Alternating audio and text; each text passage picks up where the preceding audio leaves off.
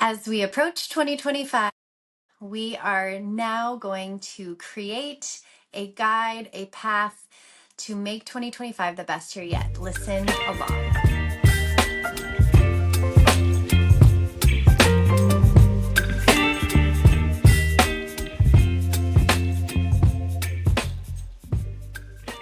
Hey everyone, welcome back to the Grow RDH podcast. If you are new here, welcome. We put out new podcast episodes every Friday. And if you are a repeat listener, thank you so much for coming along on this journey with me. Today's episode is about 2025 and what we want it to look like. I love this exercise at the beginning of the year. This isn't resolutions.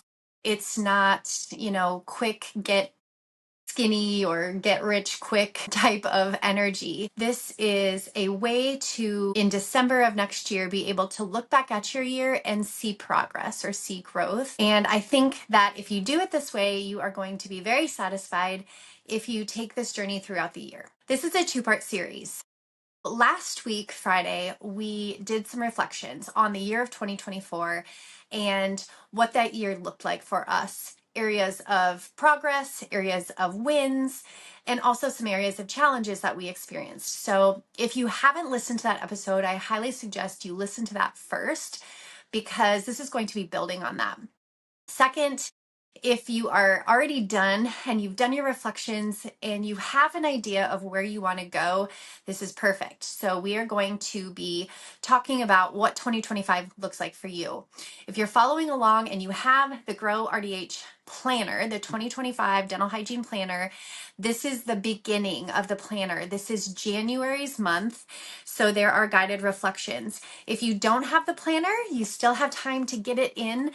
Go get it on my Etsy shop. Or if you're not interested in the planner, I have a free PDF download of this page. So you can go to my website, download the PDF, and do it along with us. No planner required. So either way, take some time, do the reflections, and let's get started.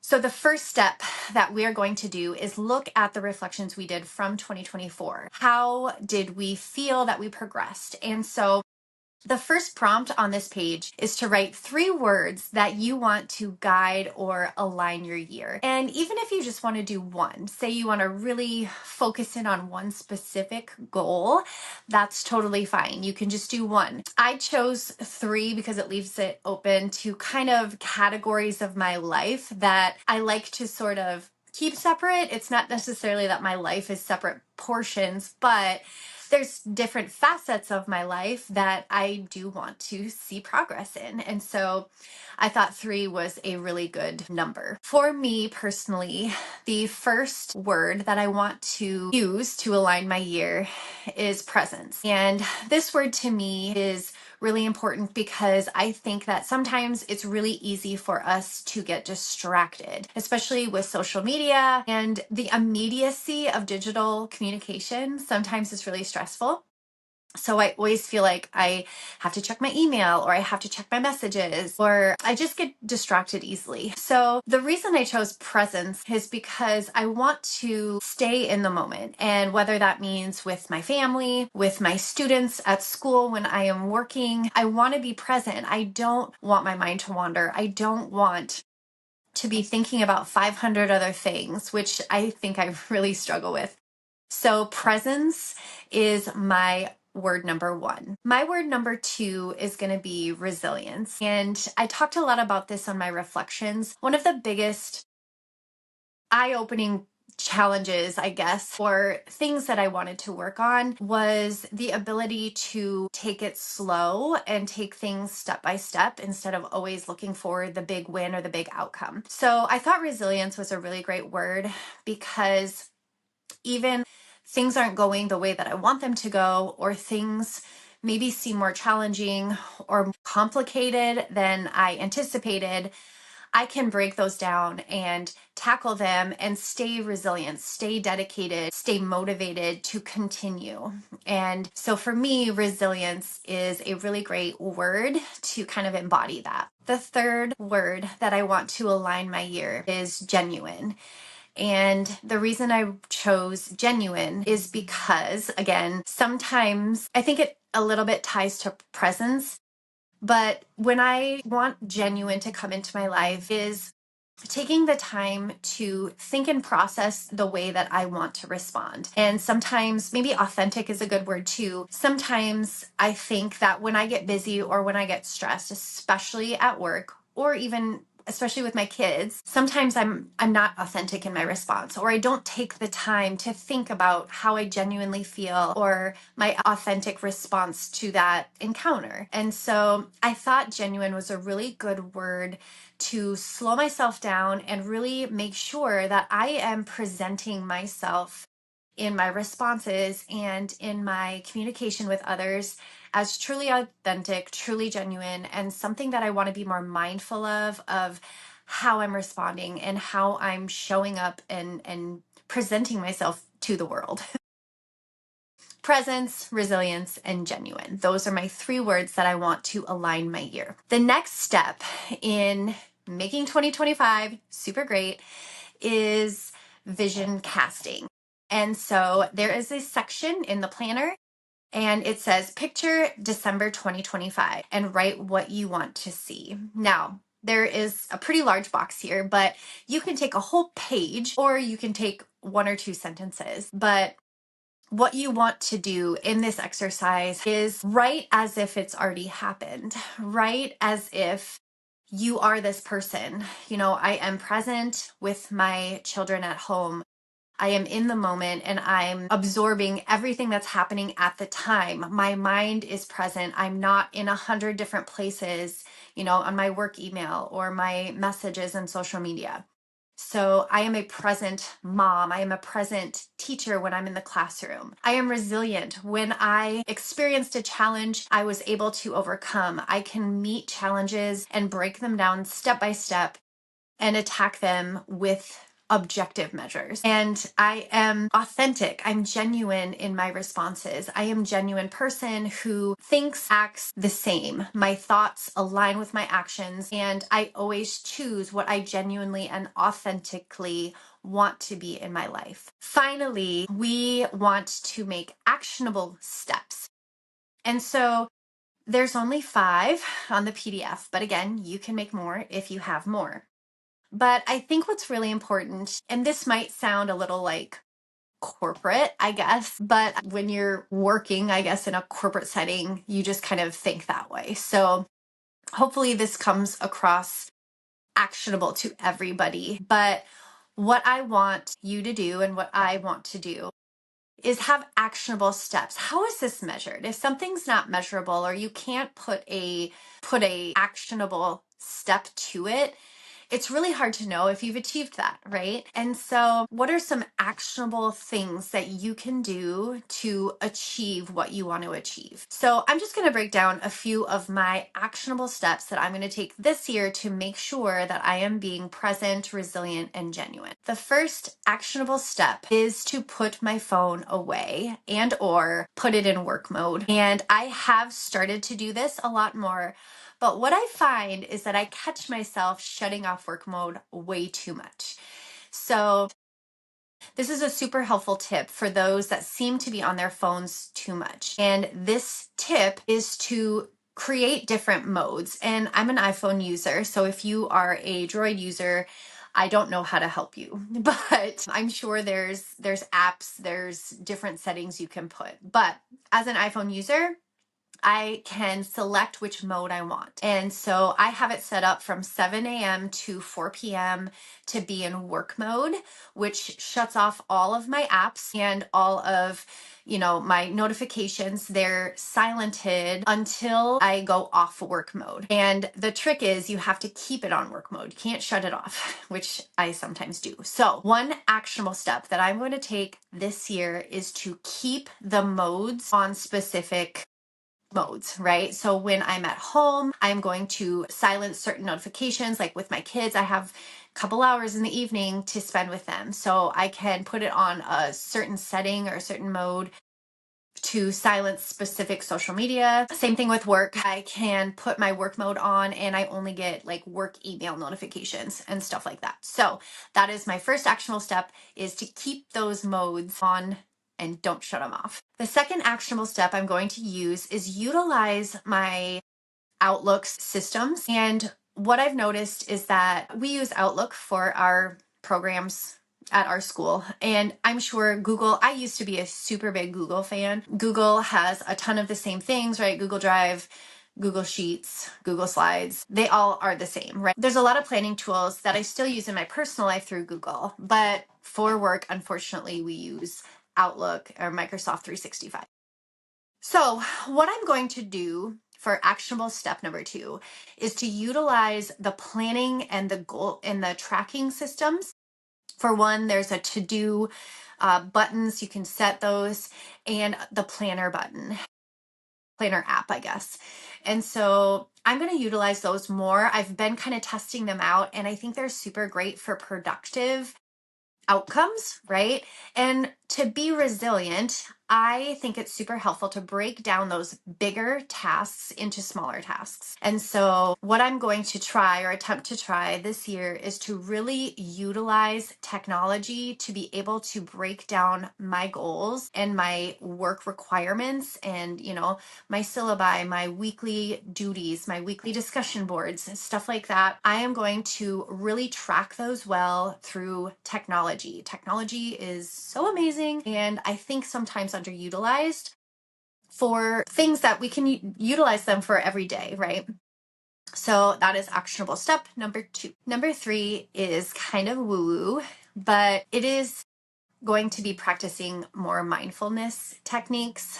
Again, because I easily distracted, there's so many things going on. I think it's really easy to have your mind just be racing in 500 different places at once. I have been using this app called Finch, and I will link it in the description. It is so cool. It is almost like back in the day. I'm a 90s kid. I was born in 86, but grew up in the 90s, and we had those like Tamagotchi pets on the little keychains. So Finch kind of reminds me of that, but it is completely for wellness. And so it's a habit tracker. You can set it up to do different habits daily. And then as you complete your habits, your little penguin, I think it's a penguin or bird, your little bird grows up, and you can buy it clothes or build its house and decorate its house the way you want it to be. But what I love about using this is that you can actually there's breathing techniques, breathing exercises. You can set them up for 1 minute or 3 minutes. You can actually set it up to reflect on your day. So it'll ask you like, write a reflection. What made you feel productive today? Or what made you feel good about yourself? And I have loved it. So my goal is to use it when I need it. So a lot of the times right now, I'm just kind of using it. At the end of the day, I track off what habits I did. But what I'm going to try this year is to, when I'm feeling overwhelmed or scattered, in an effort to be more present and to, really take the time to think about responses, or think about, say I get an email from a student, and I'm really not sure, I'm irritated or I'm stimulated about it. I'm going to go to the app and maybe do a mindfulness breathing exercise or something like that to really ground myself, center myself, and make sure I'm responding the way I want to respond. So that is actionable step number 3, Finch app, using it more targeted for when I actually need it. Number 4 is kind of similar to number 3, but it is to try and get more targeted exercise. I'm not hitting a weight goal. I am not worried necessarily. I do work out in the mornings. I'm not doing this for any specific weight loss goal or anything like that. What I want to use exercise for is almost like from like a dopamine menu. I know that's kind of a it thing right now, but I want to use targeted exercise for mindfulness again. So instead of sitting in my office and getting overwhelmed, I want to take targeted breaks. And what I love about where my office is, we're on 3rd floor, and we have a really beautiful open staircase. And so what I want to do is, when I am feeling overwhelmed or feeling overstimulated, is take a minute or 2 and go up and down the stairs a couple times. as a way, again, to center myself, to get a little bit of endorphins flowing, get my blood flowing again, and use that time to really think and ground myself. And hopefully with the app Finch and with my targeted exercise or movement, just body movement, I think that's really going to help me be a little bit more, or have control a little bit more about how I'm feeling and responding in the moment. And the fifth actionable step is I do have some big professional goals this year. And so this is kind of like I'm goal setting my goal setting, if that makes sense. But I have three kind of bigger professional goals this year that I want to achieve. And so for my resilient word that I'm using to align, my fifth actionable step is that I am going to take a moment or take some time this week, hopefully, and look at those professional goals and try to break them down into smaller steps and then put them in my planner. So that way, I'm going to have checkpoints. So I'm going to have when those milestones, when those professional achievements need to be completed, when the applications are due. And leading up to that, it's not going to be, I'm the worst procrastinator. And so I'm going to tackle these goals very targeted. So I'm going to put those due dates early in my planner, make sure that I am doing everything I need to, so it's not such a big rush at the end of those specific goals. And that is what's going to help me reach those goals and make sure I'm not going crazy and losing it in the process, right?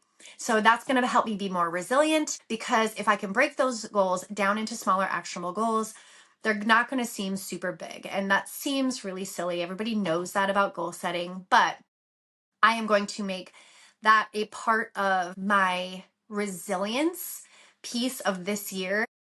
And that way I can look back in that and say, look what I achieved. I set this goal, I broke it down, and I achieved it throughout the year. So that way in December at 2020, even if I don't get those professional achievements done, I can see progress. I can see you didn't get this, but look what you did on the way. Look at all of these things you've developed and built over time. I'll have something at the end, even if I don't reach the goal of getting what I wanted. So those are my 5 actionable steps to take in order to have a really, really good 2025. I'm excited about it. This is going to be kind of a chill year. I just am finishing my PhD. I defend here next week, and that's going to take a chunk of time off my plate. So I feel like for some reason this year is just going to be a lot more fun, a lot more free, and kind of open to explore some different things now that my PhD is done. I shouldn't say that. It's not done. I haven't defended yet, but it's 99% done. So I'm excited for that. I'm excited for the openness of time that I feel like I'm going to have. And of course, we always fill that openness with something else. But I do think that it is something that I'm looking forward to. So thank you for going on this journey with me. I would love to hear, especially your words. Sometimes I just love those words that will help us align our year. So put down in the comments, what 3 words are going to help align your year? I'm excited to hear about them. I'm excited to cheer you on this year as you go through, and I'm excited to have you on this journey with me. If you enjoyed this content, if you took value from it, please like, share, subscribe, share with a fellow dental hygienist that you think that would like this as well. And in the meantime, enjoy the holiday season. It's kind of that weird week in between Christmas and the first of the year. So enjoy, watch a couple series on Netflix, catch up on things that you need to catch up on. I am going to go finish cleaning and finish doing the laundry. So I will see you back next Friday with a new episode. The next 2 months, probably. It's probably going to be a 10 episode series. I have a really, really exciting series coming. And this series is going to be about the Enneagram. If you have heard of the Enneagram, you know it's a personality type trading thing. And I have done a jillion of these. If you've worked in any sort of corporate administration, organization, anything, you've probably done 500 different personality types, right? We've done Myers-Briggs, we've done the 4 tendencies, Enneagram. The Enneagram is different to me, and I will explain on our first episode when I introduce the series, and we'll go through a little of Enneagram basics and what it's like. So if you're interested in the Enneagram and you want to follow along, be sure to subscribe so you can see all those updates. If you are interested in being interviewed for the Enneagram series, please send me a shout out because I have a few numbers. I'm going to be interviewing people of that Enneagram type during the episodes. And so I have a few of the numbers already picked, already people that have said that they want to do it, but I still have a few open. So if you're interested and you know your Enneagram number, give me a shout out and I can get you on the podcast. It'll be super fun. We'll get to know each other and we will we will learn about our Enneagram types, and it's really fun. So I will see you next week as we introduce the Enneagram series. I'll see you